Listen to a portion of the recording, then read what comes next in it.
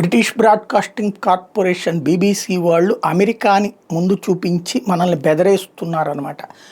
Dragon వచ్చి ఏనుగుని కొరికేయబోతోంది, ఏనుగు జాగ్రత్తగా ఉండాలి అంటే మనది సింబాలిక్గా ఫైనాన్షియల్ ఆస్పెక్ట్లో ఏనుగు అంటాం, వాళ్ళది డ్రాగన్ అంటుంటాం, వాళ్ళకి సంబంధించినటువంటి జంతువుది అది చూపెడుతూ ఇక్కడ జాగ్రత్తగా ఉండండి అని చెప్తుంది. చైనా గతంలో కూడా భారతదేశానికి ద్రోహాలు చేసింది, భారతదేశాన్ని ఇబ్బంది పెట్టింది అన్నటువంటిది. ఎస్ నిజం, భారతదేశం అంత సిల్లీగా ఏమీ లేదు.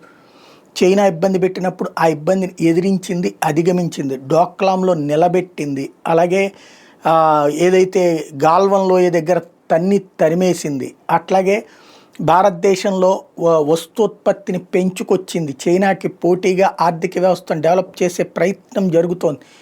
చైనా అలాగే ఇక్కడ కూడా సుదీర్ఘకాల పరిపాలన కనుక భారతీయ జనతా పార్టీ ఉంటే ఇప్పటికే పోటీలో సెకండ్ ప్లేస్కి వచ్చి ఉండేది. ఇప్పుడు 12th ప్లేస్ నుంచి 4th ప్లేస్కి వచ్చి ఉన్నది ఆర్థిక వ్యవస్థ. రాబోయే రోజుల్లో సరే అమెరికా వ్యూహాలు ఫలించి ఏ మోడీనో దిగితే మళ్ళీ వెనక్కి పోయి ఎక్కడికి ఉంటామో ఎక్కడ చేస్తామో, అప్పుడు చైనాకి బానిసత్వం అమెరికాకి బానిసత్వం తెలియదు. బట్ మోడీ కంటిన్యూ అయితే మాత్రం భారతదేశాన్ని ఎవడు పీకలేడు అన్నటువంటి విషయం మాత్రం గుర్తుపెట్టుకోవాల్సి ఉంది.